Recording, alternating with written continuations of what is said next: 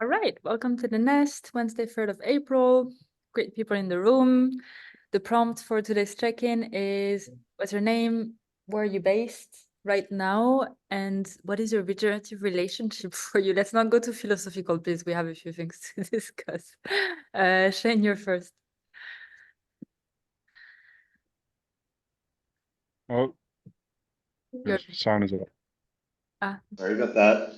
It's Shane here, guys. Coming to you from the Azores, representing the Frequency Village project. What is my regenerative relationship? That's a good one. Well, I think that the word regenerative is life generating or generative. So I guess all of the things that I instill in my daily life are life generating, and so yeah, that would be my regenerative relationship. I pass it over to Martin. Gotcha. Oh boy, I was hoping to have a bit more time to think about that one, but okay. Well, I'm Martin. I'm gonna be part of the Manitas camp in September. I'm calling from Zurich, and I think I'm currently in a bit of a intense inner exploration phase of what it means to have a regenerative relationship with myself. And yeah, that's it. I pass it on to, I guess, Victor is next. Yes. Hi, I'm Victor. I'm in Austin, Texas right now. Came here for the eclipse, which I had this cartoon image of Texas as desert with the one cactus sticking out. And Austin is incredibly green, at least at this time of the year, even much greener than where we are in Portugal. So it's a beautiful surprise. I think a regenerative relationship for me is one which supports my growth, which for me, it really feels like I have enough trust that somebody can call me out when I'm not being true, right, my best self or whatever, in a way where this is directed towards growth, not as a fight or like, yeah, I think the most ungenerative is when people just like stop talking to you because they think you're an asshole or whatever, or they don't like you. As opposed to regenerative is when they take the time and effort to give you shit. Florian.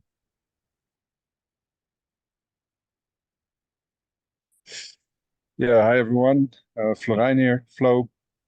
Yeah, regenerative. Oh no, wait, I'm here because there will be a Smart Hoods camp at Gathering of Tribes. Very much looking forward to that. And for me, a regenerative relationship is one that is mutually beneficial and supportive. And I pass it on to Audrey both. Hi, everyone. Well, I'm Audrey. I'm calling you from Zurich as well.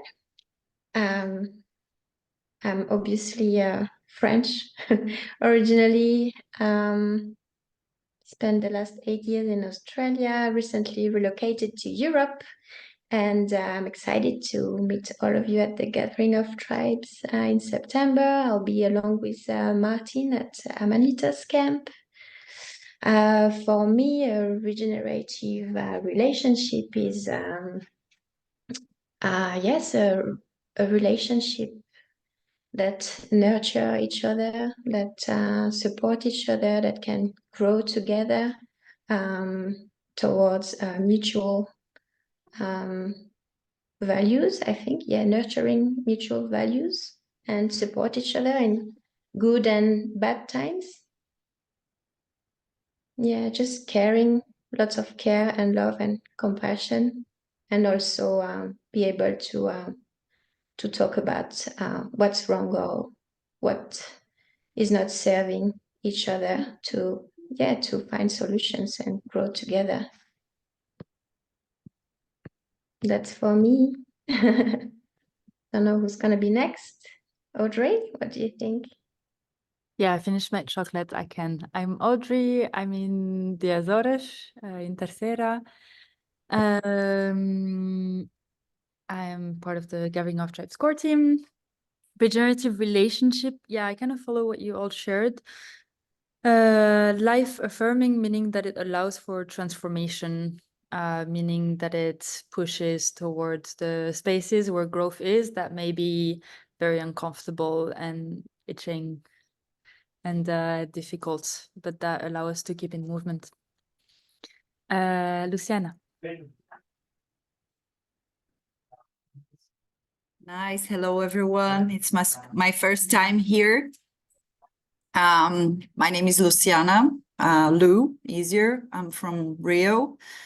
And Instituto Opaba is maybe the first regenerative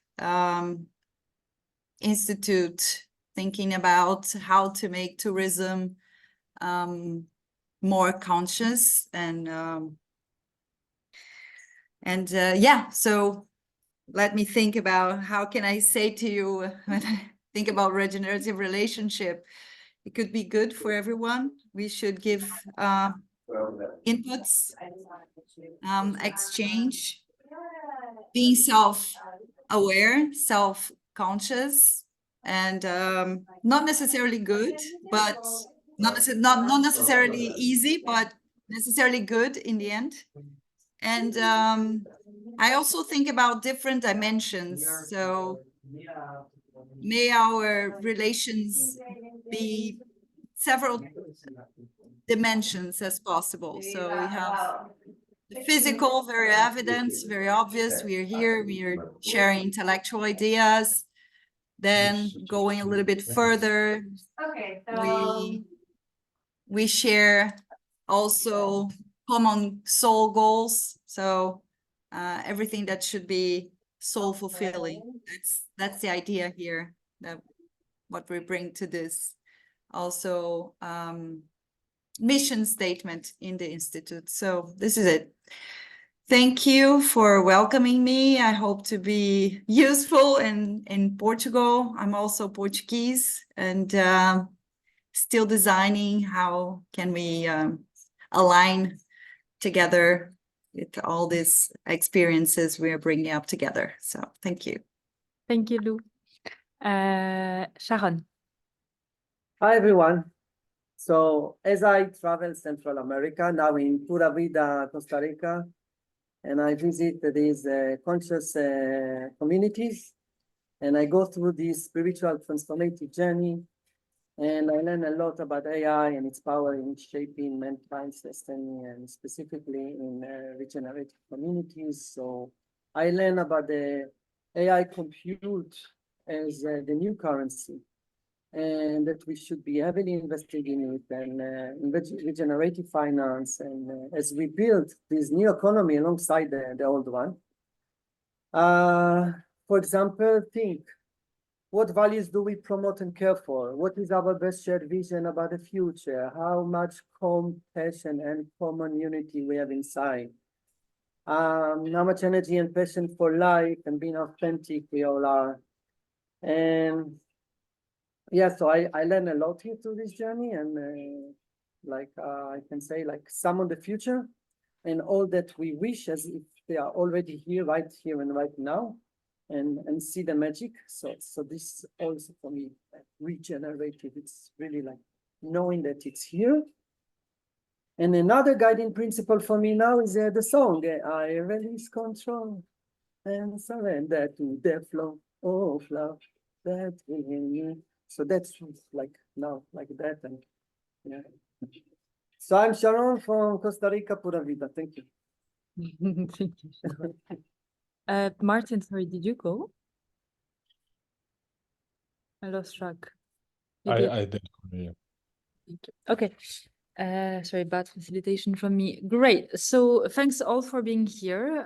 All of you are actually, it's interesting, at different stages of the process of camp building, but all of you are here because you are officially camp builders at the Gathering of Tribes. I'm freezing. Can you still hear me? Weird. Yeah. Okay. So I just want, before we open for questions, and I already know there's a few, I just want to give all of you a quick summary of the 3 steps for building a camp at the gathering, so that we use that as a starting frame. So step 1 is recording a commitment video. You've all heard a lot about the commitment video by now. They're available on our YouTube. Once you've recorded the commitment video, we give you a magic link that allows you to access our platform, which I will screen share later. Once you have access to the platform, you have your own profile as a camp leader on the platform, and you will be able to write details about your camp, what your camp is about, add photos, your commitment video will appear there. And that's when you will communicate your camp ticket price to us, and we will then make it available on the website if your camp is open. And then camp tickets are live. Just need to share the links with the people you want to invite, or completely publicly if it's an open camp, and we roll. In terms of the structure, so our team is there to support you for the whole time, throughout the way. We're having these nest sessions on a bi-weekly basis. I've changed the timings over the next month, so they're earlier and then later, so that accommodates all time zones a bit better. And yeah, I'm the person that's responsible in the team for camp builders overall, so I'm available for any specific questions. I think that's good enough for now. We'll just open to a round of questions and then take it from there, I think. I'm curious, I mean, Shane, we can talk about what we talked about in the Telegram group, but I wanted to actually bring it to Lou first, because Lou, I think you're the newest in the group and the sort of less advanced in the process so far. So maybe you have kind of opening questions that can serve everyone. Well, of course, as it is my first day, I've been having very hectic weeks.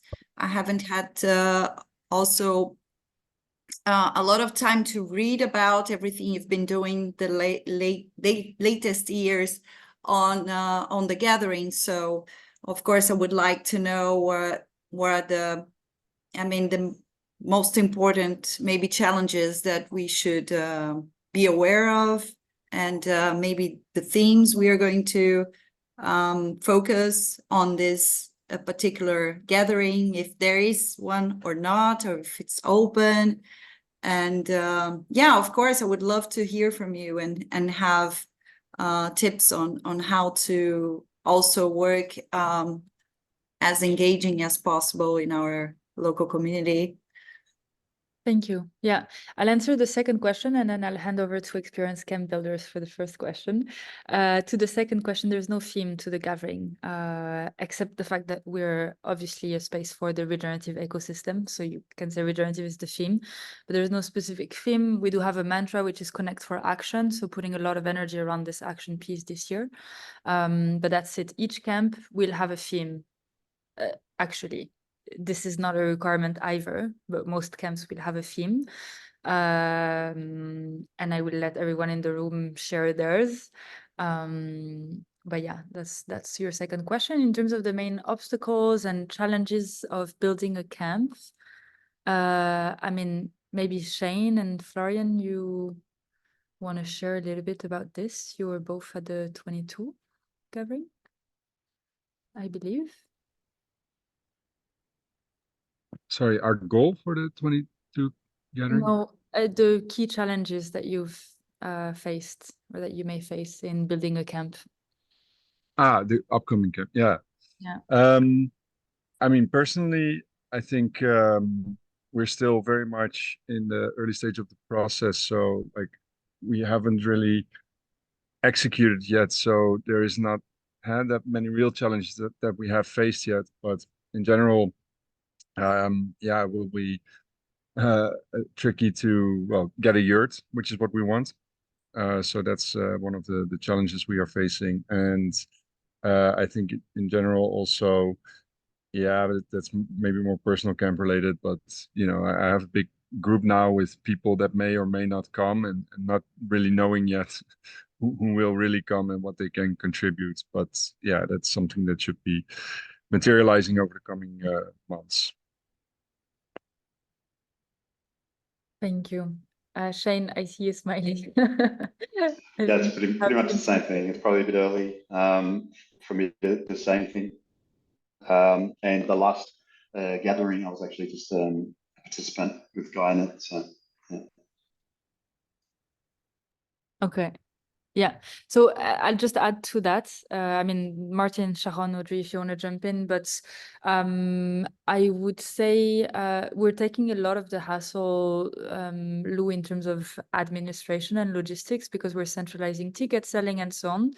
So this is not a challenge. What remains for you as camp builders to lead on and deal with is, I would say, for me, it's mostly invitations, really. Is spreading the word. It's really understanding and having clear the value of the gathering overall and what the value is for you specifically, because there's a difference between both, and being able to communicate that to the people that you want to invite. And a lot of this for me has to do with the culture shifts that we're trying to encourage around, yes, you will create, no, you're not a participant, no, this is not top down, you will buy a ticket and you're creating the gathering. This is, it takes a while for people to get it. When they get it immediately. But yeah, there is it's a culture shift. So I would say this is the main bit.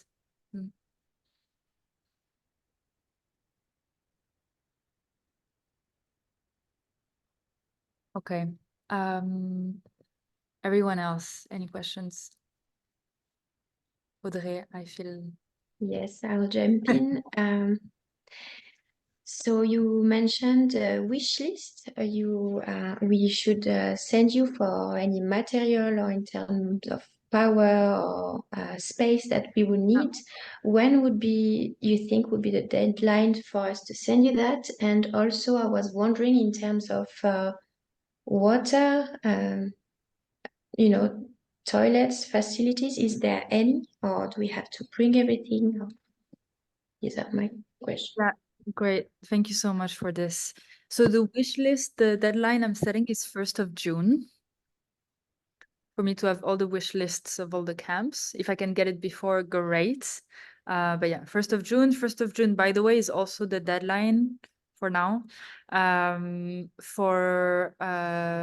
build a camp, to commit to building a camp at the gathering. After this, given how it's going right now, we probably won't have spaces left after this, and I need time to organize the land and so on. So 1st of June. You don't have to worry about toilets or showers or sanitation or access to water. We provide all of this. So the land has toilets, showers, there's a huge lake to swim in. There's 2 community kitchens. There will be food vendors.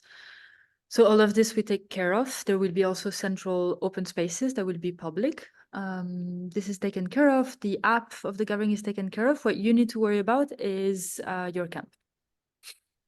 Yeah, so any materials for your camp, if you want, I mean, what Florian was talking about, if you want a yurt, an extra tent, a tarp, pillows, whatever, something for your workshop, a projector, this is for you to think through. We're in touch with a few suppliers though, so do feel free to reach out to us if you're not sure. Like you really want a yurt, and you have no idea, like do say it to us because we may be able to find something out. I mean, we're around there, we're connected to projects. So basically my policy is I'm not guaranteeing anything, like low expectations, but do communicate all of this with us and maybe we can make some magic happen. And thank you for the question, Audrey. I'm due also to put on the Camp Builders folder a clear list of all the infrastructure available on the land. I'm due to do that, so I will. Shane? Yeah, just I don't know if you wrote already in the chat, has been very busy here. Did you specify how many meters we can go across? Because we did reduce from I think 18 to 16, but we don't know if we need to do more or. Yeah, I followed up with the camp with the land, and they haven't gotten back to me yet. But I asked them Okay, no worries. the instructions to go and walk around and find the biggest space there. Okay, existed on the land. So I'll follow up with them again. No worries. Yeah. Thank you. For context, Frequency Village is building a massive pyramid that is 18 by 18 meters base. So I had Well, to, it was 18. it was exactly. So I had to It's tell them 16 now. be nice to me and reduce this because 18 by 18 is, and the land is basically a forest. So that's why I'm saying the wish list is important to me because it is fairly big, but also there's not that many like completely open spaces. It's a lot of trees and boulders and yeah, so. And Audrey, sorry for I didn't answer your question about electricity. So there will be central electricity access in the main house and in other spaces. If you do need electricity in your camp, you will need to include it in your wish list. And I will see what I can do, but basically I will prioritize the big camps.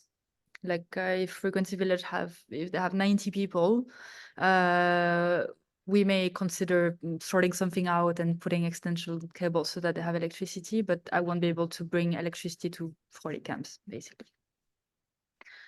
Yeah. Martin, you look surprised. Actually, I just had a small question. I mean, with Audrey, we were just wondering whether there's going to be any kind of centralized gathering space where you can, hold workshops or things, or if those are all kind of, planned for already, or yeah, that was my only question. Yeah, thank you. Yes, there will be a centralized space. I don't know if I can show you on the map. Let me share my screen and show you the map for a second. This is available in the camp folders, by the way, if you want to go back to it. So, well, it's a forest, so you can't see much, but basically this house here is huge. It used to be a wedding hall, so you can fit probably, I don't know, 100 to 200 people. It's on 2 levels. This space we plan to leave as an open public space. Behind this massive house here, you can see the only place that's open, actually, not in the forest. This we also plan to leave open. It's a very beautiful space that has a tree in the middle. So this is great for like music, opening ceremony, closing ceremony, that kind of things. And this whole space here that's called the Heart is very cute. It has little benches around and a lot of spots for people to sit and eat and share and network. So we're thinking that this whole area will be public and open. What I don't know yet is whether we will use some of the rooms of the house, because they have a dance room and a yoga room and so on, whether we will allow camps to book those for specific slots to have workshops in them. I think this would be nice. But yeah. And obviously then the whole lake is not going to be privatized, the pool either probably. So yeah.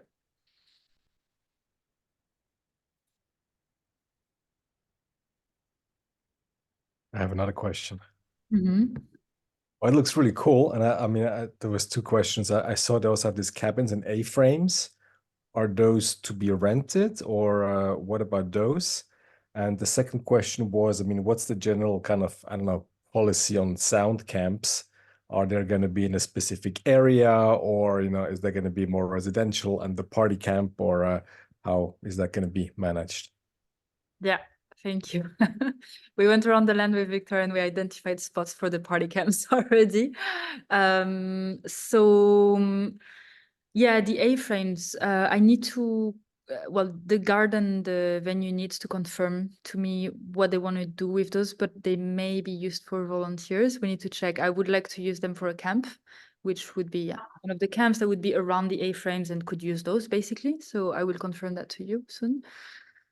And the sound camp, I will need this in the wish list. So I'm thinking that for the wish list, I may make a questionnaire, something that makes it easier for you. And I will ask people whether they plan to have sound and how much, how many decibels, what kind of music, like, is it going to be live or trance?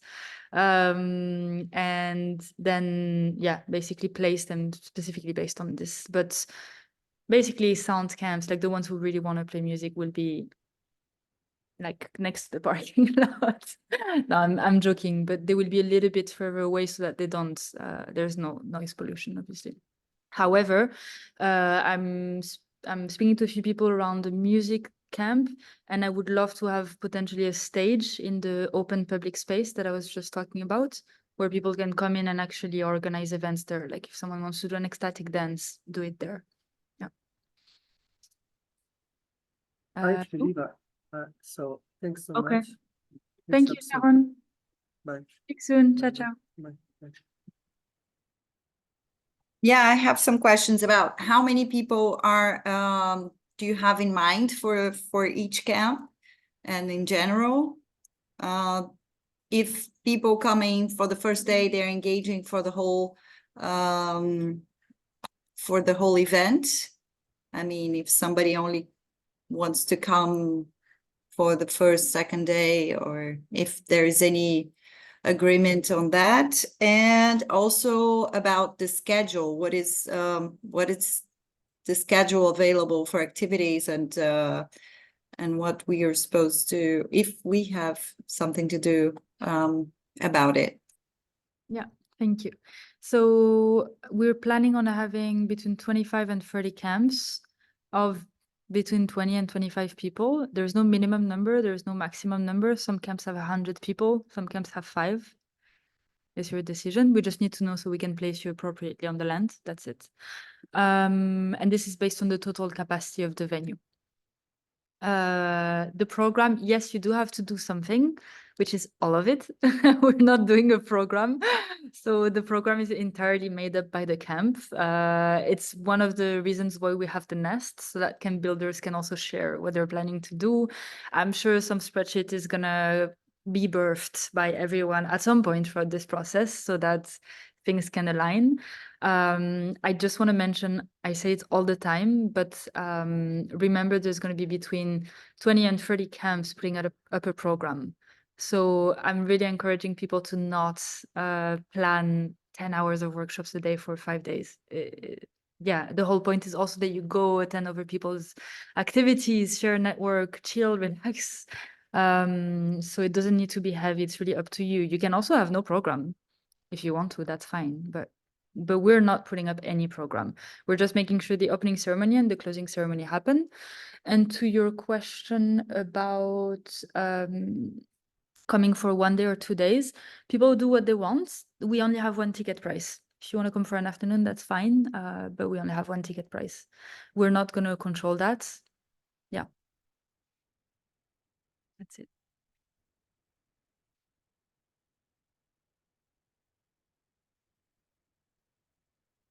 Shane, how is it going with the invitations and ticket price and so on?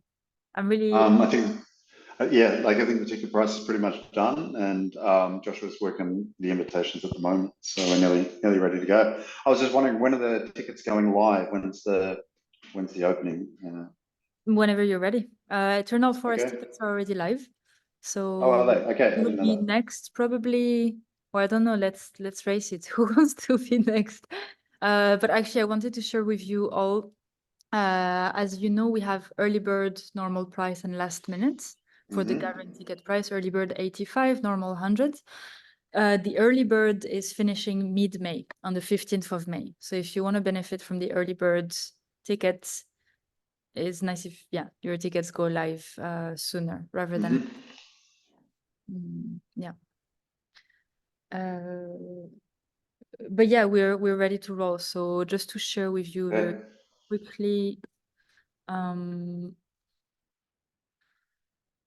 so if you go on the website,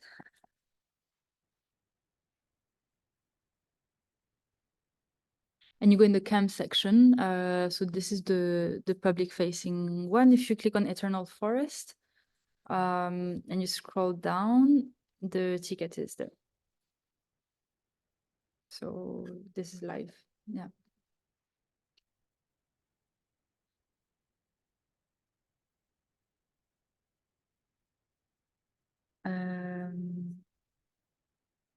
Yeah, that's it. Any other questions? Florian, I wanted to ask. Sorry. That's okay. I'll go after you. No, I wanted to ask Florian if you were partnering with Nicole. in the Yeah, end? we had a discussion about it yesterday, and I think, I mean, yeah, we want to sort of partner in the sense that we want our camps next to each other and then support each other, because Nicole and her team are very good at like decoration and design, and we are more on like construction and tech, and so we thought of like, yeah, just assisting each other, you know. So we do the lighting for their camp, and they help us with some decoration.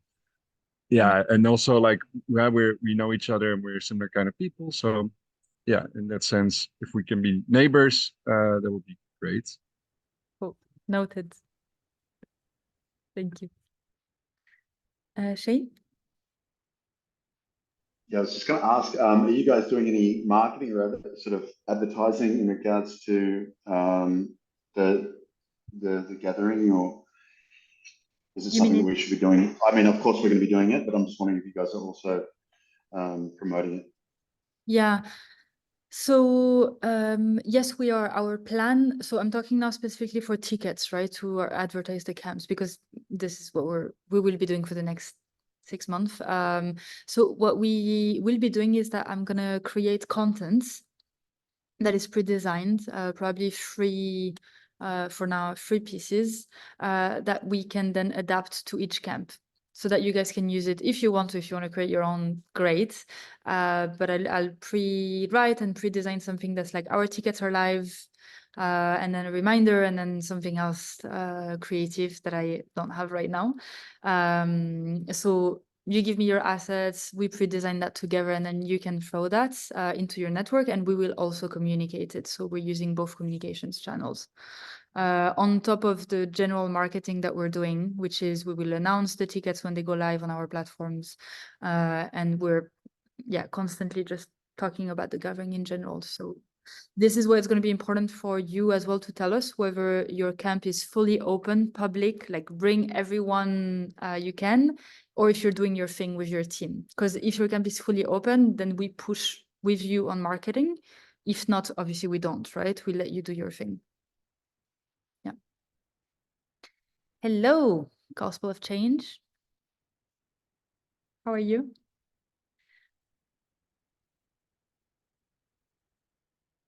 Yeah, does that make sense, Shane? If you have any suggestions for this to be better, by the way, we're very open.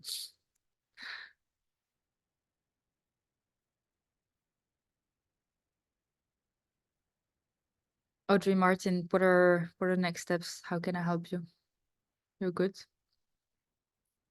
We're all good. We just have to get a few things done, but I think we have it under control so far.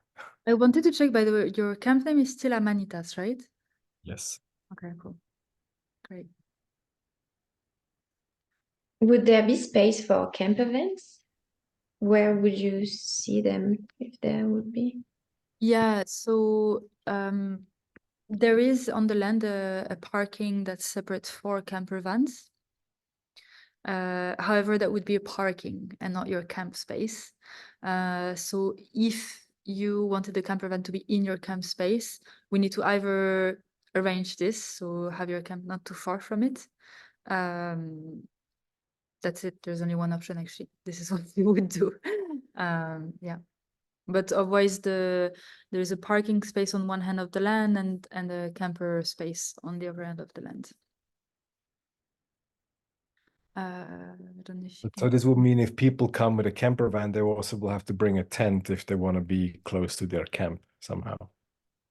Yes. However, the land is not that big, but you can see, so this is the parking lot, the normal one, the car parking lot. It's there basically, and the camper van is there.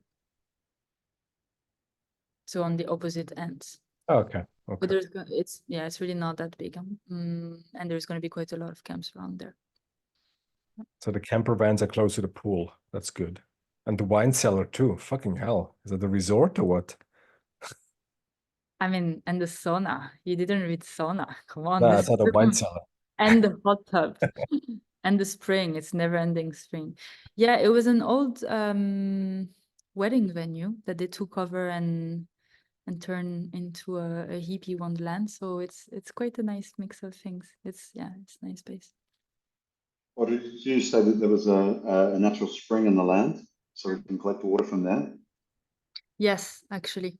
Yeah. And Fantastic. the shower also is going to be from a ever-flowing spring, because that's what they have in the north, apparently, ever-flowing springs, Azores vibes. So yes, we will be mostly using those as much as possible. And if we need other sources of water, there is a lot, but yeah.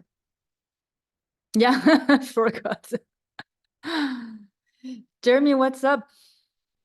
What's up with the grants? What's up with the Regens Unite camp? Tell us. I'm just chilling while the kids are going to sleep, so I gotta be quiet.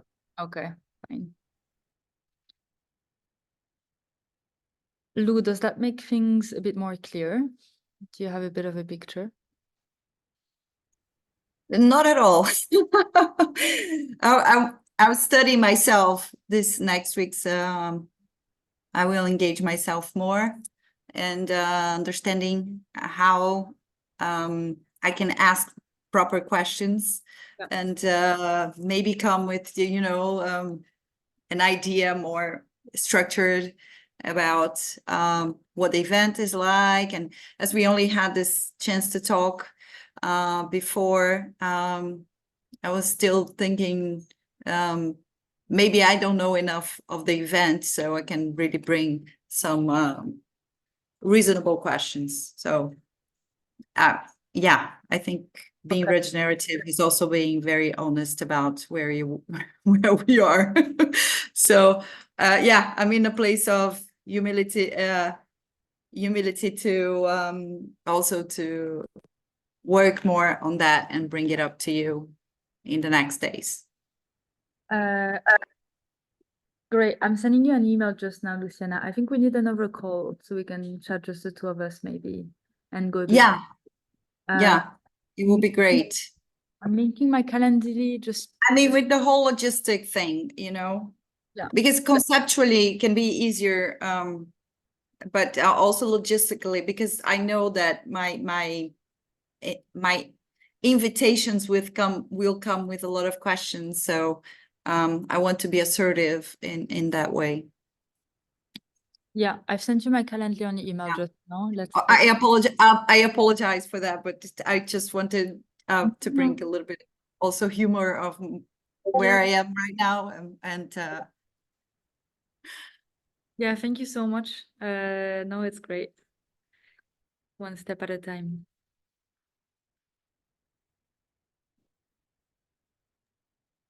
I'm curious about one thing, which is it's just a different energy than last time. So the last one was on like a plane, a flat plane, and this one's in the trees.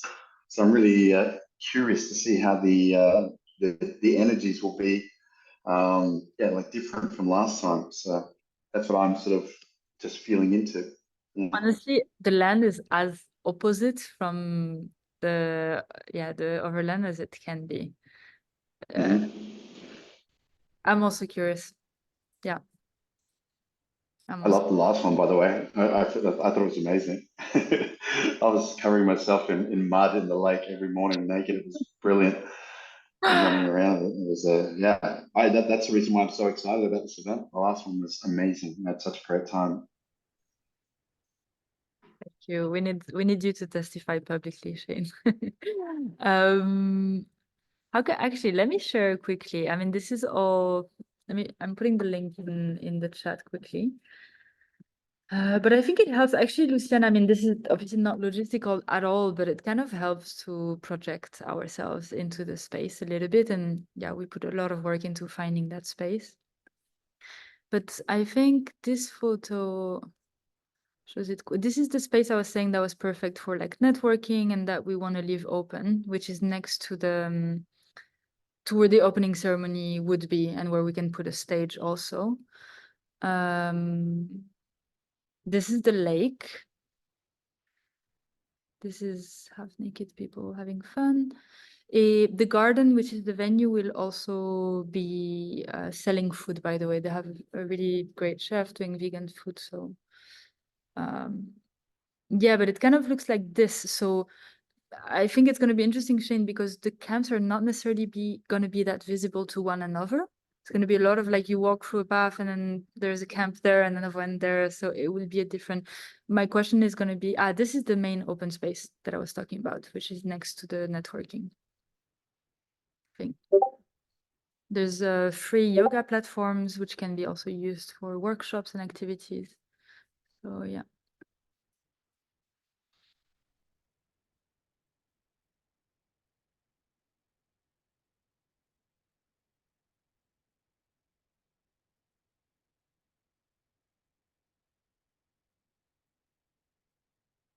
Okay, everyone. Well, if no more questions, then I think we can finish early. Yes. Cool. Everyone, enjoy your...